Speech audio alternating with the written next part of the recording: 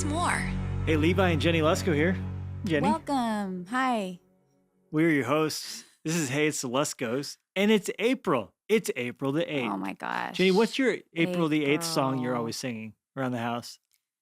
Hey, it's April the 8th, and I really love this day. What's 8? Oh, yeah. No. I thought it was the one that's, Ayo, it's April ocho. Isn't that 8 in Spanish? Yes. That's a good April the 8th song you sing. I never have sung that. Until this moment, and here we are now. You sang it technically. Hey, if you're with us on the old YouTube or video on the Access More app, hello, we're waving at you. If you're listening on Spotify or on iTunes or on Access More Audio, we are just saying hello to you with our vocal cords. Hello, Joe. Olo. Ayo, it's April ocho. We're going to stop singing immediately. Very good. We do want to remind you, if you are a listener, there is video options. If you are a listener, though. If you're only an audio listener, there is video. There is another way. Yes. I like to listen to my podcast with video if they offer it. So you're technically watching. Watch listening. You know, it's kind of a little bit of both because I will kind of minimize it sometimes having in the background if need be. Like, let's say I'm walking or driving. But if I'm sitting there in a room or in the gym or something and I can have it on the video, then I'm going to do it. That's awesome. Do it to it. I think I've only watched 2 podcasts on YouTube. You prefer listening? Mm-hmm. Yeah, because your life's on the go. Well, if I'm in the car. You're going places and you're doing things. As opposed to me. You are also going places and doing things. I don't know. You're Something about I like to see, multitasker. especially like expressions. Like I want to see what's going on, man. Don't be hiding that stuff from me. What do you got to hide? Why are you just having an audio podcast? Video, baby. It's the future. It killed the radio star. Oh man. Video, baby. Video baby. Video, baby. Video Wago. That's video game. Juego. Yeah. Video Wago. That means video Juego game. de video. Ocho. Video Stop. Wago. Oh, my goodness. Well, we did want to bring up the fact that today is National Empanada Day. Is it empanada or empanada? Oh, goodness. Good point. I think it's empanada. Empanada Day. How I did I don't say think it? it's an enye. Empanada. Empanada Day. Empanada Day. National Empanada Day. It's also Passover, which is cool to think about. Thinking about the beautiful, rich symbolism of that story from the book of Exodus and Jesus passing over, the death angel passing over any home marked by the blood that represented Jesus. And that we know that according to the New Testament, Jesus is our Passover lamb. Yeah. So what a wonderful thing as you listen to this message. If your life is under Christ, if you have trusted him, your home, your heart, your soul, it's under the protection of the blood of Jesus. Beautiful. Beautiful. It's also draw a picture of a bird day. That's not a thing. Well, apparently it is. That's made up. Which I think is awesome. Draw a picture of a bird day. Ladies and gentlemen, we have reached the absolute tipping point, the end of Western civilization. That Who is makes not these days, a thing. is my question. Tweety bird? Tweety bird? I taught putty tash. Putty Wait, tat. putty tat. But I said putty tash. Like it's like a pudding made out of cat. Putty tash. Or a cat with a mustache. So today is really special. I really love this conversation. It was a really great one. We have The one that we just had Yeah. with me and you Yeah. about drawing a bird. You're trying to segue to our I'm trying guest. to You're doing keep your this best. moving. Keep it moving, baby. Come on. Keep the momentum going. Yeah, we had the chance to sit down this week with Ben Higgins, who is the author of the brand new book, Alone in Plain Sight. Ben is well known for his TV work. Of course, he's done some reality TV and and he's also the head of a coffee company. We get to all of this, both of his time on The Bachelorette and Bachelor, his generous coffee company, and the book Some comes up as well. Really an interesting guy. Yeah. Really great time talking with him, chatting with him. Um, the subtitle of his book is Searching for Connection When You're Seen But Not Known. And what's beautiful about this is he opens up very candidly about how being known very well, being known all around the world, uh, through being on The Bachelor, but then just still that not fulfilling the emptiness inside of him, and where he really has found meaning. And it's just, I think you're going to enjoy this Yeah, conversation. it's going to be great. So thanks for listening. Enjoy.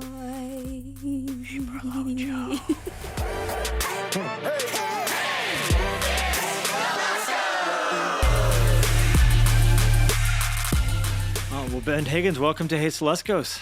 Hey, it is good to be here. We're so glad to have you. Gosh, so great. Yeah, man. What's going on in your life these days? A lot. Like, not to say one of my pet peeves is these days, the last few years, has been people get on there like, I'm just so busy. It's like everybody's busy. Yeah, like, right. let's just hold that there. Yeah. But the book came out. Yeah. The generous coffee's taking off. The restaurants are up and going again that I'm a part of. So it kind of feels like everything that I've like had a touch on is now like starting to like give birth. And now there's like the caring for that wasn't existing for months. I kind of got used to the schedule of just like the rhythm of things kind of being on pause. So it's a whole new season. Man, that's amazing. And I want to talk about all those things. Starting with, you just mentioned it, your new book, Alone in Plain Sight. Now, this is technically your first book, right? Yes, Yeah, 100% come on. my first book. And those who are watching this on YouTube can see I'm holding it in my hands. Both have our own. Look at that, his and hers. So kind to give me one and Levi one. Yeah, so normally we have to I fight wrote over in it. mine, and we're passing it back and forth. That's amazing. Ben, this is a really good book. It really is. And I would say it's not, excuse me, it's not at all what I think most people are going to assume it is. And you kind of make reference to that in the book, that, you didn't just want to just exploit a chance, to just tell some of the stories of having been on TV and what the season was like. This is a lot, I would say, deeper than that, and is really incredibly vulnerable, helpful. So tell us a little bit about maybe kind of what was in your mind and heart and the vision for the book as you wrote it. Yeah, well, thank you for noticing that. It'd be really easy for me to sell a tell-all. One, I don't have a lot to tell. Two, it felt like it would fall short. Like it felt like it wasn't. If I did that, it wouldn't match what I want to do in the world. And so the vision for the book is, okay, so what can I write about that I feel like would be beneficial? And I started writing this book in a season of life, and I'm still in it now, off and on. I read about in the book too, is I was in a season of life of feeling super alone. I had more people around me at that point, more family, more friends, more success than I could have ever dreamed of. I felt super alone. I felt super alone from God. I felt super alone and like, this is a really dark, heavy season for me. And the more I started talking about this, especially with my group of circle that I trust, the more I realized that other people are feeling this way also. This was 2 years ago. So I was like, that's what I'm going to write about. I'm going to write about a book that confronts the idea of loneliness, that stares in the face and tries to communicate that if somebody's out there feeling alone, which I can't imagine a worse feeling than feeling alone, like deeply alone, that if more of us feel alone than not, which the data might prove that there's more people feeling alone than not. Yeah, you reference a Harvard study on that, actually, which right? was done like 20 years ago. So I can't imagine the growth to this point of how many people. Then actually we're not alone at all. That actually our pain connects us. Our sorrow can connect us. Our suffering can connect us. Selfishly, I wrote this because I want a seat at the table in conversations that matter. I want a seat at the table in something that I feel I can tell myself well done on, and with the intention that God as well will say well done. The tell-all wouldn't have been exactly God saying not well done. It would have just, I think, been another thing in this world that existed for what it did and then passed. But I had the opportunity to write a book, and I wanted to write one that mattered. Bro. It's amazing. Honestly, I love how you bring in the reader to your struggle and your what you've experienced, and even how you start off with being in second grade and little Ben, like just, and even the fact that you're an only child, like I feel like that sets the stage of like this is something that you've dealt with your whole entire life, and you're bringing people into your journey, and even just how you your language of like how you don't have the answers, and you like you say it throughout the book of like, and now I'm not an expert on relationships, or I have no idea what I don't know I can't really speak into this because I don't know Yep. everything about it, but just how you can address these issues and this relationships and connection and being alone and wanting to have real meaningful lasting friendships and telling the reader too that their life truly matters. Like it just brought me in a real special way because it was easy to connect with how you wrote and how you brought me into your mindset and what you were thinking. And so it's such a good book. So thank you so much for, and even there are points where you're saying how um just the struggles as you were writing and as you were like writing about doubt and how you really felt like those pummeling you, and it just was so real. And so I think this is going to help so many people through relationships um and connections, and I love all the examples that you talk about different people in your Yeah. life. So beautiful. Thank you. Yeah, when I wrote this book, and I think for anybody out there that's listening or watching this, is if the data shows that many people feel alone, I wanted to write a book that confronted it. And so the reader would go, okay, I do feel this way. Nobody giving me any advice or telling me any answers to questions has helped me at all.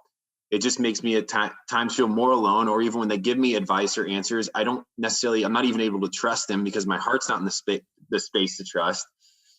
And so I want to write a book that spoke to that. And so if anybody's listening and saying, I feel alone, or I feel disconnected, or I feel misplaced, the way I say it in the book, and the easiest way to like kind of define it is, oftentimes in my life, I feel like the kid looking into the window at the party with everybody inside, all of his friends, or what he thought was friends, and he's not invited to it, that you're standing outside looking in.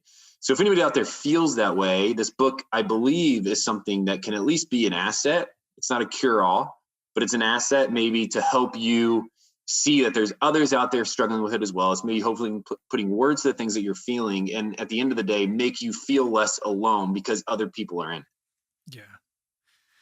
I have a pet peeve, and it's the tendency for any generation to look at what's happening in the world and overly dramatize the difficulty of it. This is the worst thing that ever, has ever been. Yeah. And I love how you kind of address that head on, pointing to the Civil War, pointing to the race riots of the 60s. And you're saying essentially, I don't want to put words in your mouth, but you're saying there's nothing new under the sun. And what we're dealing with is just exacerbated because of the connectivity that we're having. Yeah, I was at a conference, and somebody went up and spoke, and they said, we're in the most divisive time in U.S. history. I said, I don't know. Like, I don't know if we can make that argument. And if we can make that argument, I mean, it's able to be made, but can we really confidently prove that argument to be true? And if it's not, I mean, it's divisive, but tell me a time in human history that things haven't been divisive. Right. Tell me a time in human history where people haven't been hurt by others or hurt by the things going on in the world. So if that's not the clear answer, then what is? And I came to the conclusion that we could argue that we might be the most isolated time, that we could be feeling the most alone. I mean, data would prove that. If more people than ever are feeling more lonely than ever. But again, to your example, humans have always felt alone. They've always felt disconnected. They've always been on this search for something greater. They've always been on this search for a meaning and a purpose. And so I don't want to claim that this time is any different than others. I want to say this is part of the human struggle and part of the human suffering and part of the ability as humans to try to connect. And I mean, I can't imagine how beautiful it is when you do finally connect, or if you can even finally connect. And so, yes, I'm with you. I don't want this to be over dramatized. It's why I didn't want to give a bunch of answers. It's why I didn't want to oversimplify anything. It's like, this is just a part of our story. Yeah. I can tell my story accurately, and hopefully people can, relate to it.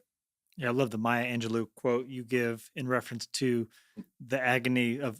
I'll let you share it because you weave it in there and kind of what that quote means to you. It hit me Hmm. hard when you referenced it. Well, the she is, if you read her stuff, she's an incredible voice, especially during this time in our life, um, to speak into the despair that we feel. Hmm. Um, and to the agony, but also why I want to add her into it. A lot of her language and her writing and her wisdom uh, pushes us to a place of growth. So it's not just sitting within the suffering, sitting within the despair, sitting in the hurricane and going, "There's no hope on the outside." It's everything that she points us to is take this time in your life that's hurtful, take this time in your life that's despairing, take this time in your life that feels like there's no way out, and learn within it, because there's going to be a grit, there's going to be a character, there's going to be all these things. I'm putting words to her now, but putting all these things uh, that will allow you to be an even greater person to others and to yourself on the outside. And so, she is somebody, along with many others, who have been a voice of reason, a voice of wisdom, because their struggles are or might be different than mine, but they're still struggles. Yeah, the exact quote that I love that you referenced. This is early on in the book. I think it's actually in the introduction. You said that there is no greater agony than bearing an untold story, and just that powerful. And I would imagine even just for you, there would be a bit of catharsis in just sitting down and putting pen to paper and telling your story, which is what you're generously offering up. But you're also Mm. inviting whoever reads it and watches along with you in the journey. I know you're super vocal on your social media, and you take the platform you have and in a way that invites other people to use it as a springboard to finding permission to find beauty in telling their own story as well. I mean, how cool is that though? Like, this is not anything new that I came up with. This is what, when I read the people within the Bible, these are living, breathing people. Like, these are people who have gone through suffering, gone through turmoil, tried to connect with God, tried to find God. Some of them walked alongside Jesus and had their struggles and their feelings. And like, we are still those people. We still are those people trying to pursue a God that is greater than us, trying to pursue others, trying to figure out what this whole thing is about, and still having our questions along the way. And you know, the the really cool part about writing this book is I got to dive into other people's stories. Yeah. I got to have the time and the intention to say, tell me your story.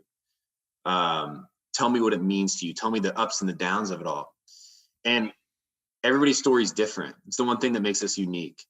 And the cool thing that we can start doing is listen to other people's stories, because we don't know them until we hear them.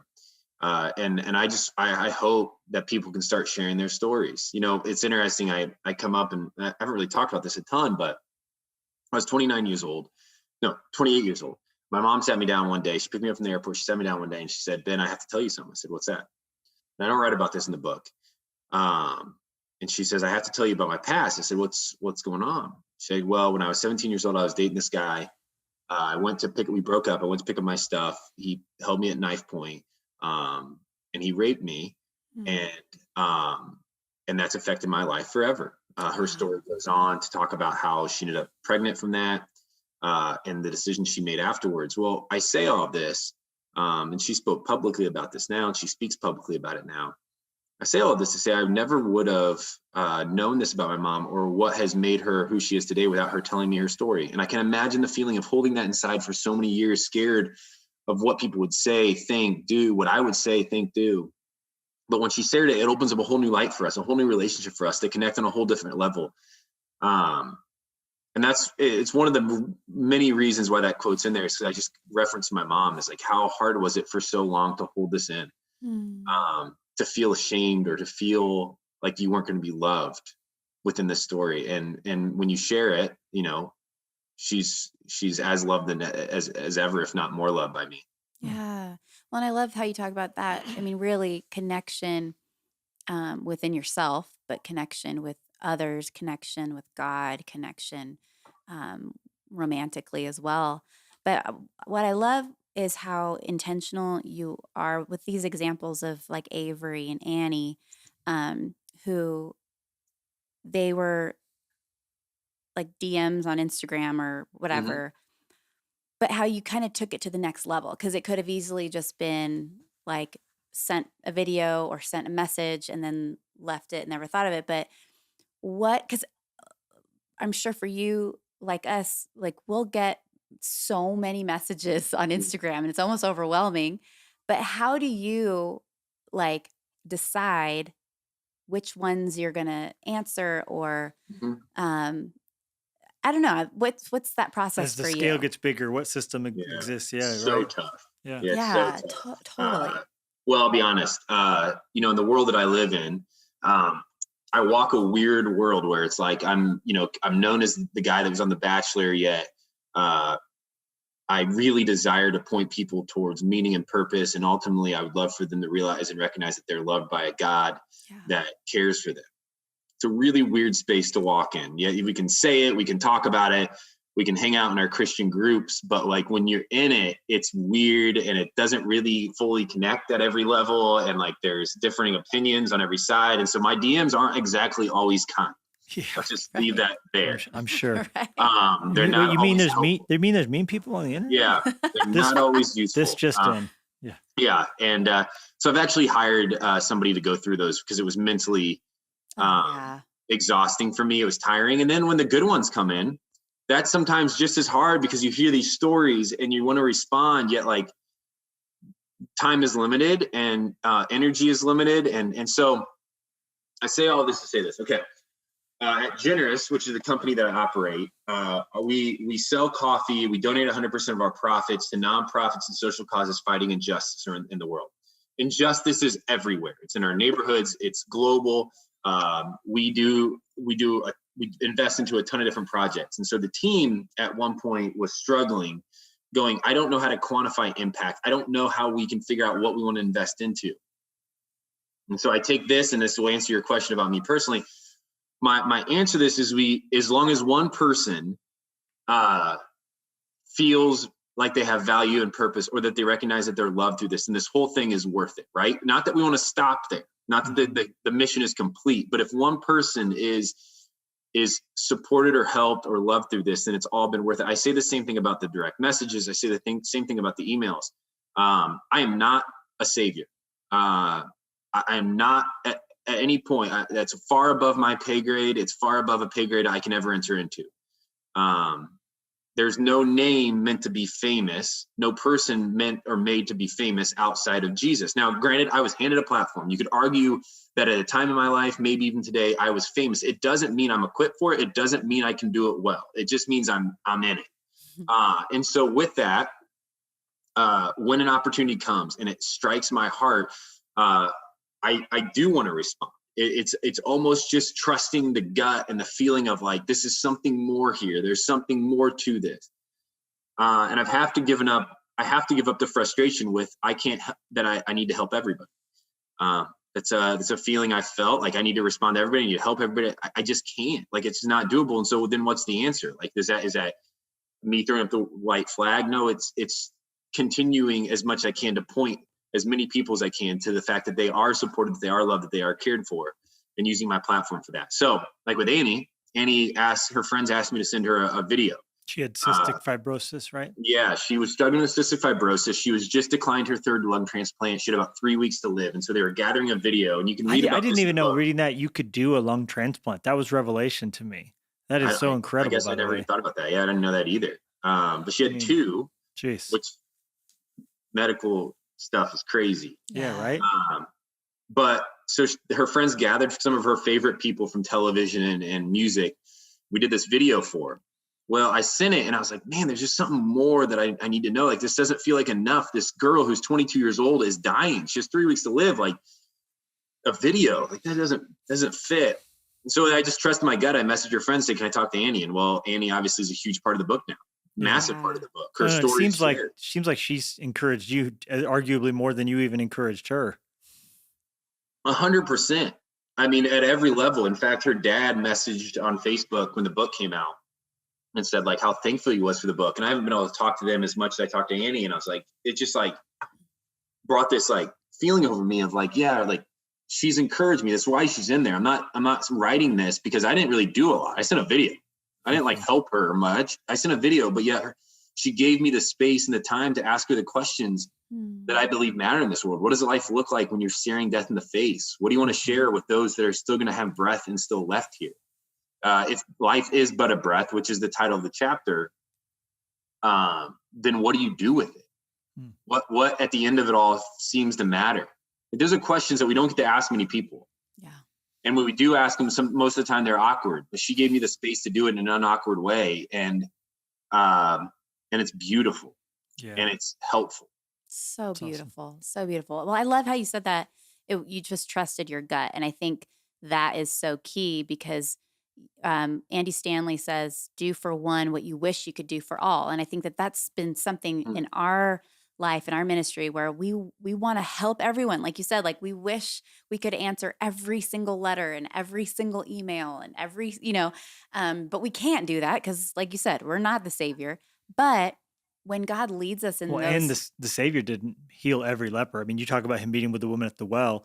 While he was meeting with her, there were other people he didn't meet with. So he that's true. he didn't That's do everything. True. Well, we can't do it all perfectly. And so that's just so beautiful. It's like as God's leading, like he's gonna urge us, he's gonna nudge us. And I think that's just so key in leadership, in ministry, where we're not trying to fix everything and talk to every single person. But as God leads and brings those people, like then it's like it opens up a whole world. As you do follow his lead, you get to connect with people like Annie, and you get to build these relationships that you had no idea were there for you, that God had for you. But it's like you just see him working all over the place. And it's just, that's such a beautiful example of that.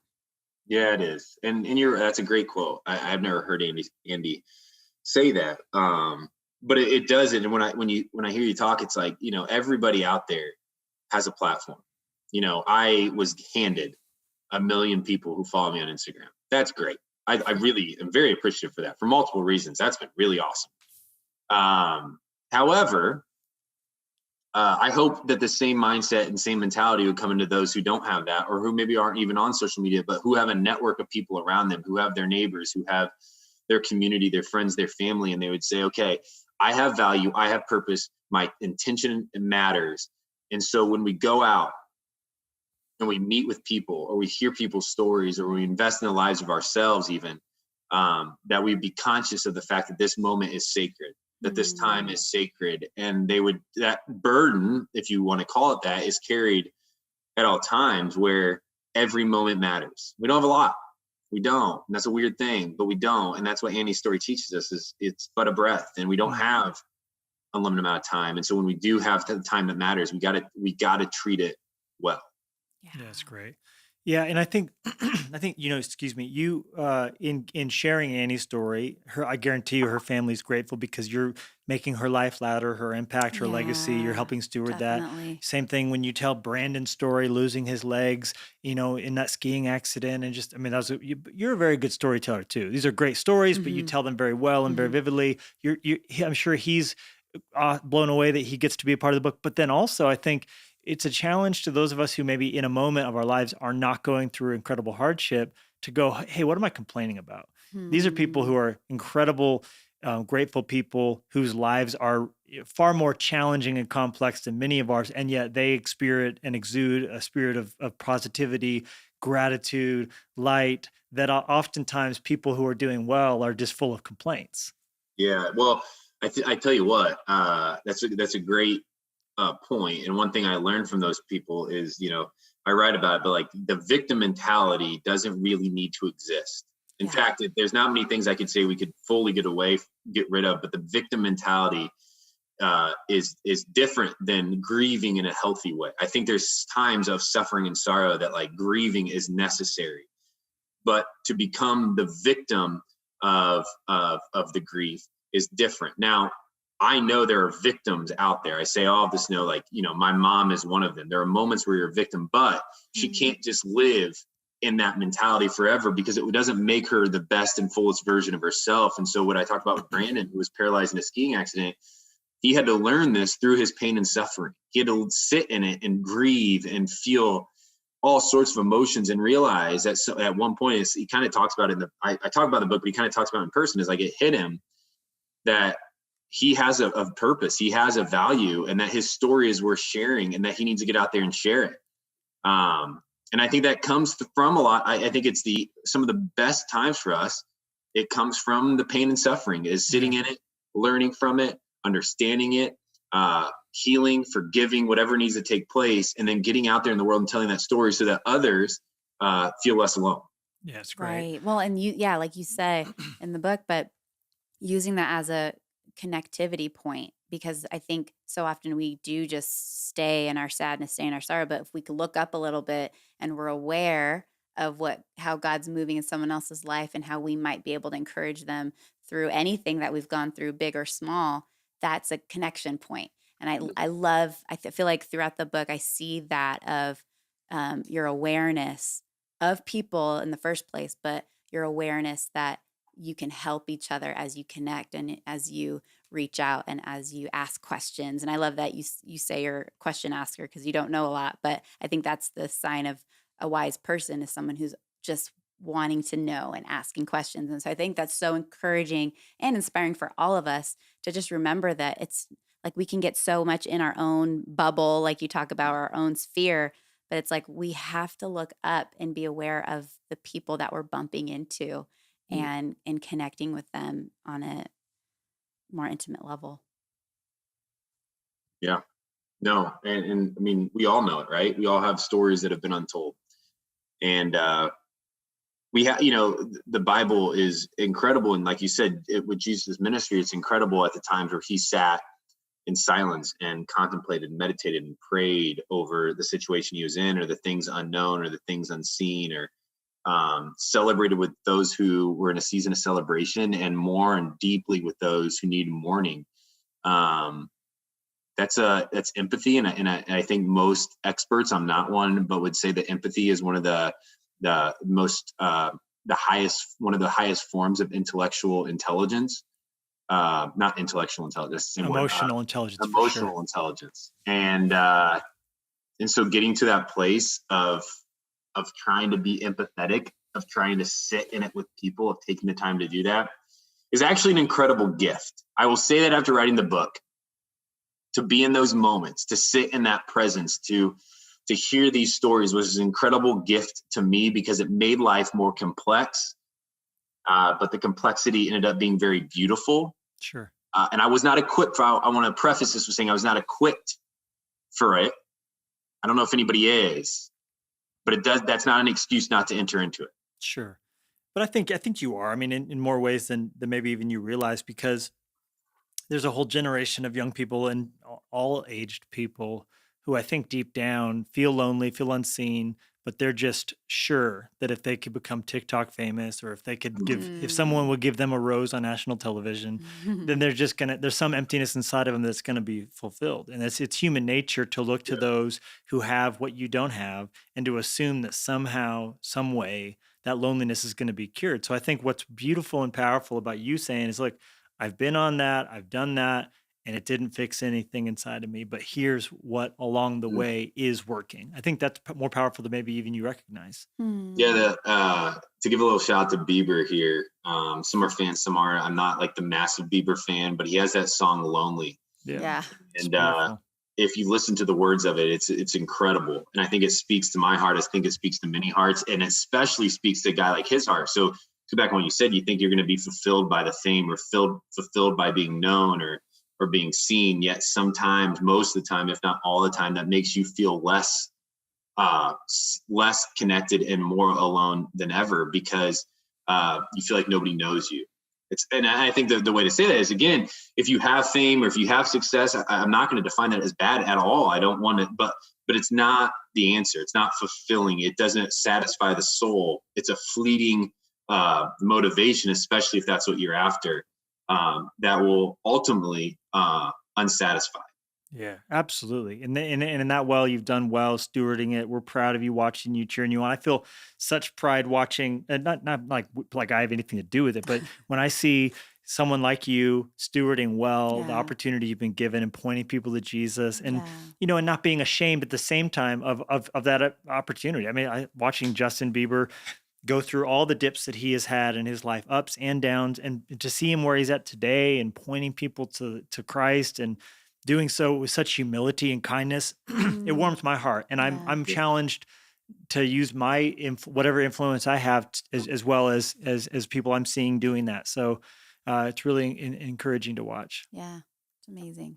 Well, thank you for that. But it's also the idea that, again, life is but a breath, and what are we going to do with it? And I want to have a seat at the table. Selfishly, I want to be a part of these stories. I know what God has done for me. I know at times what the doubt and the wrestling has done for me personally. And I know in my moments of greatest despair, when God has shown up, it's changed everything. Yeah. And if anybody out there is feeling like this, or feeling like everything's been lost, if my small voice can matter, or if my life can feel like it mattered and helped one, then it's all been worth it. And that's in a sense, it's weird to say, but like that's kind of fun too. It's exciting to be a part of stories. It's exciting to have a seat at the table. And I guess, I do all of this to say that, like, if there is a God that loves us, cares for us, that deeply wants a relationship with us, that knows us, that has not rejected us, then that's a truth worth telling. And not at the corny, like, let's just say it to say it level. Like, no, when you really dig beneath that, like, what does that mean for us as humans, and how cool is it that we get to be a part of it? Yeah, it's awesome. Now you got engaged, and that's beautiful, man. Congratulations on that. Congratulations. Thank you. Yeah, in March we got engaged. I was on tour hosting a Bachelor live tour. We were supposed to do it in New York City. COVID hit, came back to Tennessee. Franklin, Tennessee, not Franklin. Tennessee's where your fiance lives? Yeah, that's where she lives. She just moved out to Denver. We did 2.5 years long distance. Wow. Oh man. Yeah. So how did you two meet? I messaged her on Instagram. Okay. I was in Nashville for a fundraiser. Long story short, I was checking into the Hilton downtown. A team was getting a bunch of pictures taken of them that was playing hockey next door the next night. I was like, I want to find out what team it was. So I clicked on location to see who had been tagged at the hotel. Bridgestone Arena's pictures came up. Her picture was there. There was something about her picture that I went, wow, whoa. And saved it for like 6 months. And then I messaged her a message I didn't think would come off as creepy as it probably reads today. And we never stopped talking. Super stalking. There you go. Yeah, exactly. It worked. And what does she do? What's I don't know much about her. Yeah, so she Jessica is an esthetician.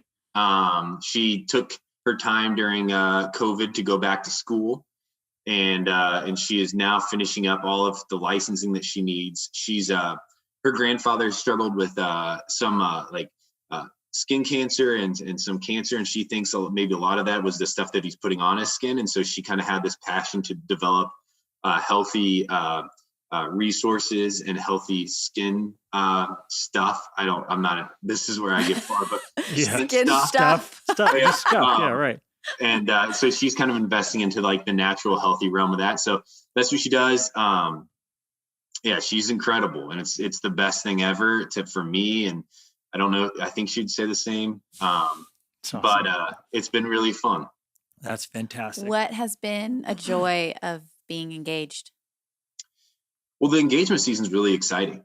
I'm sure marriage is exciting too, but like having the intrigue at the question of like the engagement period has been really fun for us. I also think it's connected us on a deeper level. It's opened up the space for us to start to get to know each other more, to start to talk about a future together without the weird like idea of, are we going to get married or not? Right. Now we can start to talk and plan about it.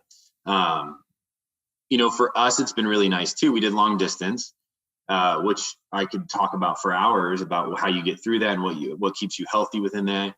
But now, when we did long distance, you come and visit for 2 days and we'd be like, okay, we got to go, do this. Now, like we're watching a show called Ted Lasso, and we get to do it on a couch and like not worry about like what we need to be doing to keep being exciting. That is maybe the best part for us. Yeah, it's great. Totally. Oh, that's so fun. And have you guys set a date yet, or is that still TBD?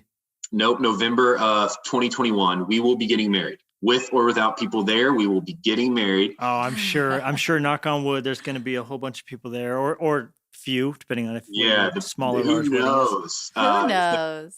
Who knows at this point? You know, for us, we've decided to put like some boundaries in our life, not necessarily from, it's always weird because we're Christians, obviously like that always gets associated with it. It's like, hey, you've decided to not be intimate because you're Christians. Like, yes and no. Like it was also what we found was healthiest for us. It was something that we agreed upon early on. It's something we want to commit to and keep as something that's valuable to us. You know, I don't want to make this some weird legal thing that we just feel like we have to, or that you choose not to. But kind of humorous and maybe a good joke on us is we never planned on making that commitment and thinking our wedding would be pushed back a whole entire year due to COVID. So yeah, that's been cool. Making it to the finish line, chomping at the bit there. That's exciting, man. Well, I mean, it's funny too. You know, we read stuff like that in the Bible that can feel like a prohibition, that can feel like some heavy burden. But then it's pretty interesting when you do look into the data at how much joy comes from that. How much those who in studies are the least liberal have the greatest joy and privilege in sex. I mean, even studies that have been done, comprehensive sweeping studies by non-Christian organizations that look at those who have the greatest sex lives in the country. It's those who have been married, stayed monogamous, and that sex just gets better with time. And those who are sleeping around and on Tinder all the time have the most dysfunction, have the least enjoyment of sex long term. So, I mean, it's pretty beautiful to think that there really is data to back up that our Father knows best. Yeah, well, I hope so. I believe so, and I think we're set up for really healthy and happy marriage. And it's it's a decision we made because we do believe it was best for us. And but yeah, it's kind of funny. We found that, you know, even just like what you're learning with your long distance dating and all that, like for Jennie and I, we were 6 months of friends before we started dating, and all of we've been married almost 17 years now. And as we look back, I think the friendship that we built on, where it would have been very easy, you know, once you're being intimate and making out, like that feels like you're really getting to know each other, but there's no exchange of your souls in making out. I mean, to really exchange ideas and forgiveness and learn who each other are, that friendship, I believe, has been the strength of our marriage in a way that, and then the intimacy just became the proverbial cherry on top, as opposed to it being, like I always tell people, you don't build a sundae on top of the cherry. You need the foundation of the ice cream, but so you can then put the toppings on. And sex is fantastic, but where that's the foundation, it's not going to support the weight of suffering, grief, years, life, aging, all the things that we go through in this world. So I think the friendship is never a mistake. Yeah. And also I would say, you know, one of the best things about doing long distance is we had to communicate all the time and often, and it kept us distant physically, but it allowed us to grow in our understanding of each other and to, you know, talk through life together. And like, that's been a huge gift that I didn't necessarily expect when we're in it. It was more of I don't want to be away and in a different city across the country from you. But over 2.5 years of doing that, or 2 years of doing that, it allowed us to build a foundation that I'm really, really at peace with and excited for, that we're still growing upon, but we have that built. And so I would say we were forced in a sense into that. And I'm glad we kind of were. Yeah, it's awesome. Yeah. Time will tell. It was a good thing. Now, what do you guys like to do together? You guys, I mean, sports, outside stuff. What do you guys like to do when you're just hanging out? Jessica is a huge workout queen. That girl is in better shape than I have ever been or ever will be. And so one of our favorite things, honestly, is to work out, to be active together. So like a good gym day in the morning together is a blast for us. You know, if I then go to work and she goes to work, or maybe in the afternoon, if we can go run or hike or those kind of things. We live in Denver, and so it's really fun for that. So that's kind of what we do together. And then, you know, at night, if we're together and if we're hanging out, it's sometimes nice just to be in like the presence without needing to talk. That's been something that's been interesting to us, is as we start to see each other more. And we bought a house up in Golden, Colorado. I still live down in Denver, Colorado. But when we're able to be together, and it's just nice to sometimes just be in the presence of each other, because we had to talk for 2.5 years all the time. Yeah, you couldn't really just be quiet on the phone. Just being quiet's nice. Totally. That's I fantastic. love that. What do you like to do in the gym? Do you weights? Do you cardio? Man, I'll be honest. My body is breaking down around. I'm 31 years old. And my body is breaking down around me faster than I ever thought it would. I don't know why. I don't know what. But I've been getting into this thing called F45, which is like no weight. No weight. I'm going to forget the name of it. CrossFit. And so it's a lot of no weight CrossFit. Yeah. So it's like athletic movements. It's a lot of push-ups, a lot of body weight stuff, a lot of cardio, heart rate stuff. I've been doing that. But on the side, I mean, I still love to go pick up basketball. I've been able to do it in a year and a half. And then I golf. I walk the golf course often. I love to golf. It's my favorite thing in the world. And so I walk a lot, throw the headphones on and just go.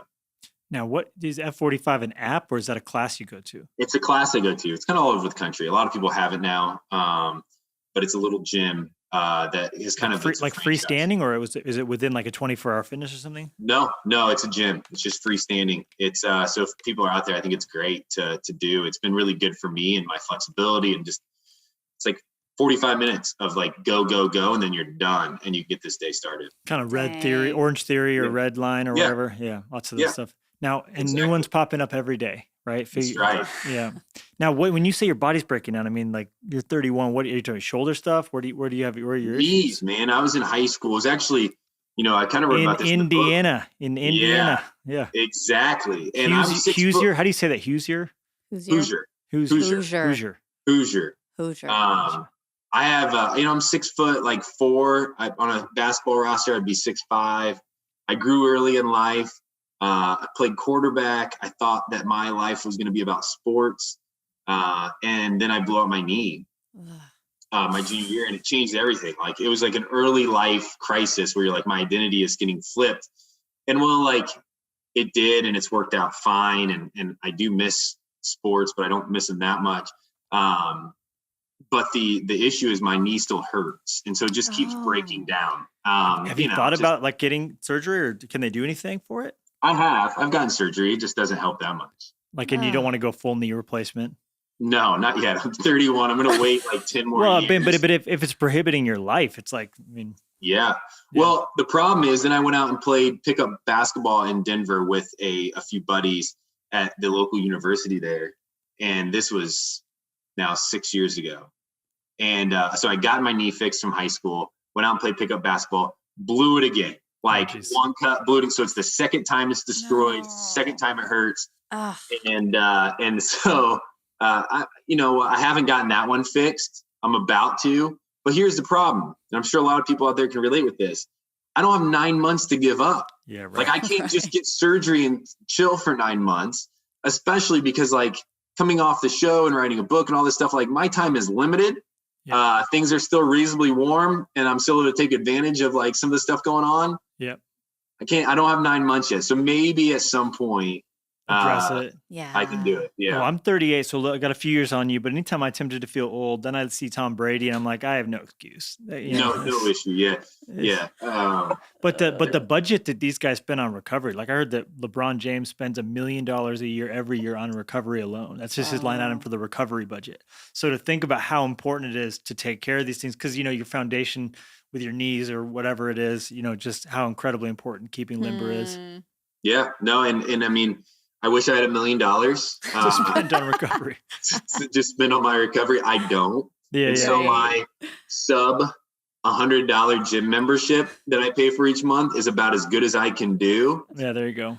And then you know what else I've been doing? This could be fun for everybody here. I've been waking up in the mornings. I've been getting out of bed and I stretch, and it looks awful. And I bet it looks old and it looks weird, but I stretch, and that's helped me because it's a good way for me to get moving. Huge. Bro, it's massive. Huge. It's keeping limber, keeping loose. I use a Theragun. That's just incredible for the tight tight IT bands and all that stuff like that. Yeah.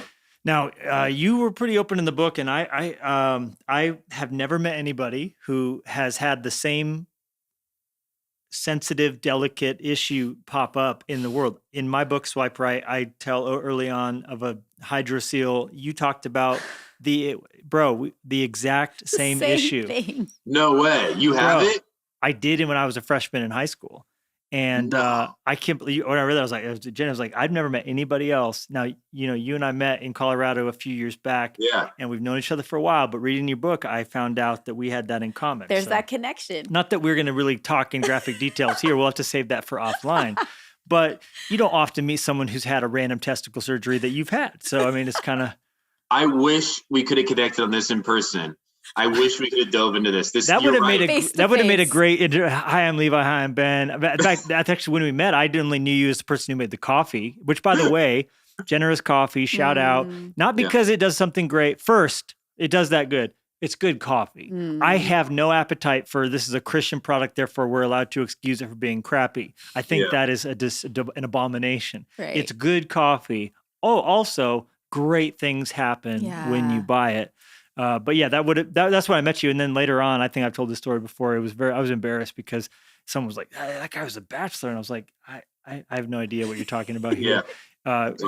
Shocking. Sadly, that happened to me with a Bachelorette. Oh, that's a very funny story. We were in LA speaking at some event, and this girl sat down next to Jenny. And she's like, "How are you?" In the green and room. What do you do? And she's like, "Oh, I moved here from wherever, and I'm on a whatever. I'm gonna do TV something or other." And Jenny goes, "Oh, I hope that goes real well for you." And like trying to be real encouraging and like, And then later on, the girl was like, "You were just talking to the Bachelorette," and Jenny, and she had been real kind of patronizing, like, "Well, bless your hope that heart." goes good for you." Good luck. It is a huge compliment to me that you recognized it from coffee first. That's my dream. In fact, I was walking through Houston's airport probably a year and a half ago, and somebody stops me and they go, "You're the coffee guy." And I was like, "You got." Yes, I've made amazing. it. I've made it. Now, what is the most annoying or common thing that people who stop you want to talk about from the time you were on the show? I don't know. I don't get annoyed very often unless I'm like at dinner. Most common, not most annoying, most common thing people want to say to you. Either they love me on the show or my season was okay, but can they get a picture? That's like the two ways it goes. It's like, hey, really loved your season, really loved you on the show. Can I get a picture? Or like, hey, I didn't really watch your season. It was okay. Can I get a picture? Those are the two most like common things. But like, it's the time pull, like you're at dinner with your family and then somebody wants to sit down or like stand with you. That's the part that like I go, everything else is fine, but like that's the part that like I'm kind of in the middle of this. Totally. Or they'll say like, "Hey, I don't want to take any of your time," but then they proceed to like take all of your time. Or weirdly, the times when you want to connect and you have a moment, you don't mind, and you want to talk to somebody, and they don't want to talk to you. They literally just want a photo. Yeah. Isn't that weird? Like that, like, "Oh, what's your name?" "No, I just want a photo." And then they just walk away. You're like, "Oh, well, I would have loved to say, I was just standing here. I'd love to say hi to you for a minute." It's been great to talk, but yeah, I mean, I can smile too. Yeah, that happens. Now, the masks has been very helpful for that. Airports aren't as wild as they used to be. Totally. It's a good time to be a celebrity, I would imagine. Fantastic time. That's very funny. Yeah, man. Well, we wish you and Jessica the best as you move towards November. Congratulations on the book, Alone in Plain Sight. Where can people find out more about Generous Coffee? Yeah, so real quick, Alone in Plain Sight you can find at benhigginsbook.com or really wherever books are sold now. And it would be a huge help if people went out and read that. Did you read the audiobook yourself or is it someone else? I read the audiobook myself. Ooh, that's a good plug. Fun. Well, that's good for listeners who I know. I don't know if you've ever done that. Yes. It was almost harder than writing the book. Tough days. Where'd you do it? Where'd you record it at? In Denver at a little studio there. And the poor guy had to sit outside the room and like every 5 minutes be like, raise his finger, like edit. And I'm like, man, my bad. It was 3, 8 to 12 hour days that we did it within, which is hard, especially you write it. And so you're like, oh, I'm fine with this. And then you try to read it and it doesn't go over as easy as you thought. Did you find stuff when you were doing that you wish you could have changed? Like, dang it, I wish I would have said that differently. the whole time. Yeah. Right. Almost every page. I was like, oh, I could have done this better. Or, hey, this didn't make as much sense as I wanted to. Like, I was my critic the whole time, which probably isn't helpful. And at that point, I love the book and I'm proud of the book. I was over the book. I'm sure there was points though too where you read it and you thought to yourself, "That's good." I mean, there's not really a pleasant film. You think, "I'm excited for people to hear this." Yeah, like this works. Like I did all right here. And then Generous Coffee is a coffee company. It's for profit. We started it in a response to kind of the lack of ability to fundraise for some nonprofits out there. And so we sell coffee and apparel, other products that are sustainably sourced, that have stories behind them at generouscoffee.com.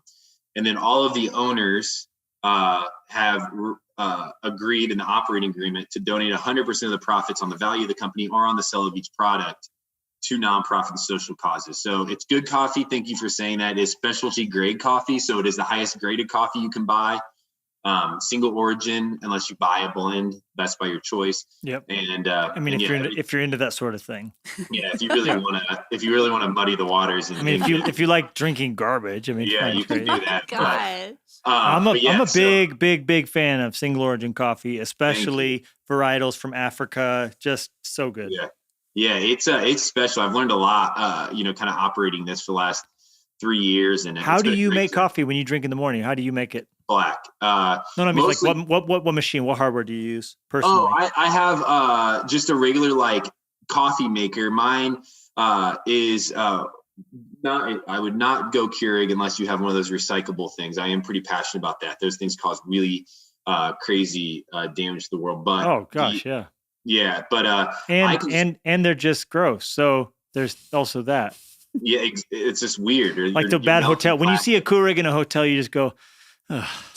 Yeah, exactly. And give me an espresso over a Keurig for sure. Easy. And so if I'm lucky enough to be sitting in our coffee shops, I'll use our big old coffee machine for it. If I'm at home, it's like a Black & Decker coffee maker. You really, you can't get too fancy with that. You just want to get your coffee black. And I do it black because I was at one of these farms where the production's done. And they poured us coffee and they talked about how offensive it is for them when people put stuff within their coffee. And so at that point I was like, I'm not messing with this anymore. I'm going to drink black. I'm going to teach myself to like it. And I love it now. So I just drink my coffee black. And if you do, don't feel guilty about yourself, but you should try to drink some coffee black and taste what these people are doing. Like they're hand picking these berries off of these plants, these trees, you could call them. And then they're harvesting them by hand, drying them out by hand. Like the work that goes into for you to have one cup of coffee is incredible. And it's something that should be talked about and exposed and just celebrated. Coffee is magical. It is an amazing thing. Yes. So that's my thought. You sell that well. Yeah. Well, Ben, we're so grateful for you. Would you just take a moment and maybe speak to someone, just encourage someone who's feeling alone at this moment, and then just take a quick moment and pray for them? Would you mind doing that for us? Not at all. So to speak to that, as I was writing this book, there was two things that came to mind. And I think you could probably add some more onto this, but there's a few things that are truths in this world. One is that we're all going to die. Crazy thought. But we're all in that together.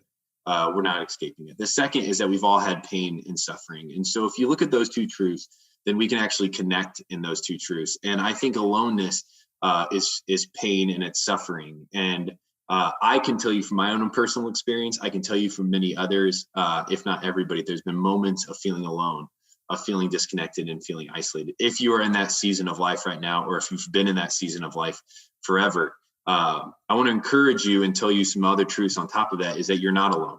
You're not alone in that pain, that there's others out there who want to sit with you in that, who have sat through it with you before, that you might feel like you're in the storm, but there is hope on the other side. In fact, maybe the hope on the other side is that you are creating a story in your aloneness to be able to go out and share it with others who feel alone as well. Maybe you are now building your story so that you are a difference maker and you can show that empathy and that love and that care to others. I don't know all the reasons why people feel alone, but there's some really great truths to, as you sit in the season of feeling like the world is swirling around you as you can't catch up. And the one truth is that you're still loved. The other truth is that you're still known and you're still seen, and that you have massive amount of value. And so that would be the message I would share, because those are truths that I can share, knowing that they can't really be argued upon. And if you let those truths kind of sink over you, I'd imagine there would hopefully be a feeling inside of you to say, I need to go out and talk to others about my own issues, my own problems, or I need to go out and talk to others to share with them so that they feel less alone as well. Beautiful. So good, Ben. Yeah, and then I can pray for us. Is that cool? That'd be amazing. You. Jesus, we come to you just saying thank you for breath and thank you for life. Thank you for the ability to operate in this world and to pursue others, to pursue knowing ourselves, to come into relationship with you and to understand what that looks like. God, help us to always be perceptive to what you're calling upon us, and to loving you and loving our neighbor and taking that responsibility with excitement, but also understand that's a responsibility that we've been called to.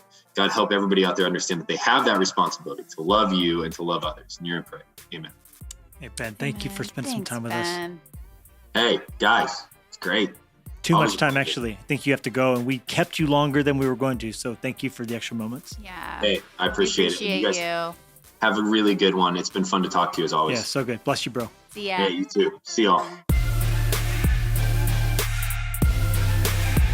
Thank you so much for listening. And be sure to swing by levilusko.com to see what's going on in our world, and make sure to subscribe so you don't miss a single episode. In the meantime, we would love to connect with you on social media. Jennie and Levi Lusko, out.